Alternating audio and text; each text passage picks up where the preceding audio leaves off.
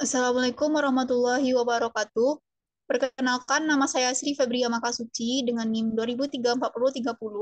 Tujuan saya membuat video ini yaitu untuk melengkapi tugas akhir dari mata kuliah Instrumen Kebencanaan di Universitas Negeri Padang dengan judul Buoy Pendeteksi Tsunami.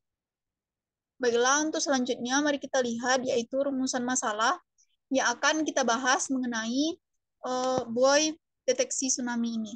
Yang pertama yaitu definisi, penyebab dan proses terjadinya tsunami. Yang kedua, hukum-hukum fisika. Yang ketiga yaitu mengenai struktur dari buoy tersebut. Selanjutnya itu sistem kerja dari buoy. Yang pertama yaitu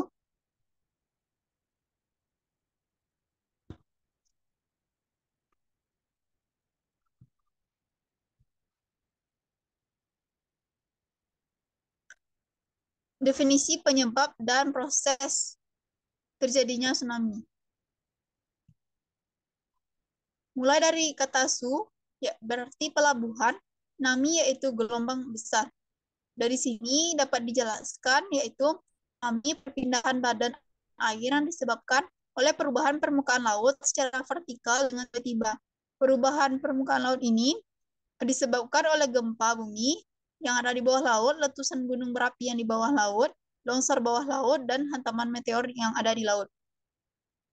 Berikut sebelah kanan saya yaitu faktor penyebab dari tsunami.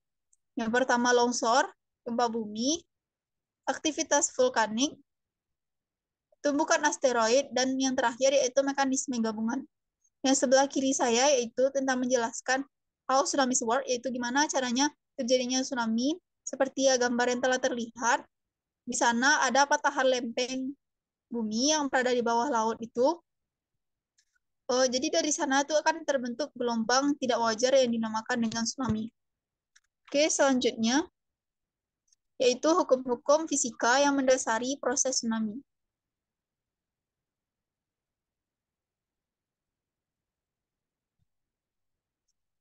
Yang pertama, teori stres dan strain lempeng, di mana stres atau tegangan didefinisikan sebagai gaya yang bekerja tiap satuan luas.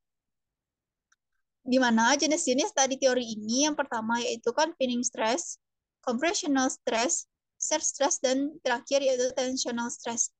Yang kedua yaitu teori gelombang, di mana teori gelombang ini terbagi menjadi tiga.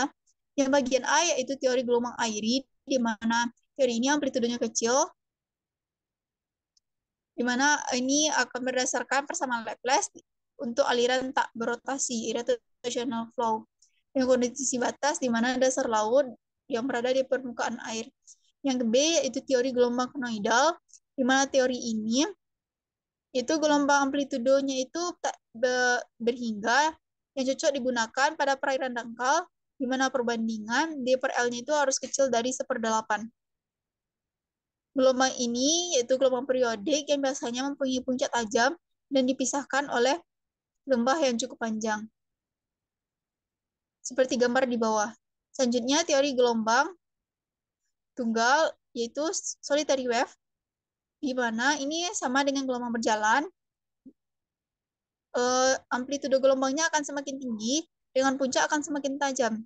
Ini memasuki perairan dangkal akan terjadi seperti gambar di bawah, di mana dijelaskan bentuk dari gelombang tunggal. Selanjutnya yaitu teori gelombang air dangkal. Teori tsunami akibat dari perubahan struktur bumi ini di kedalaman laut. Oleh karena itu, gelombang tsunami sangat dipengaruhi oleh kedalaman laut. Selanjutnya teori energi tsunami. Energi yang dikandung tsunami praktis dan tidak mengalami redaman, sehingga merambat puluhan ribu kilometer di laut terbuka.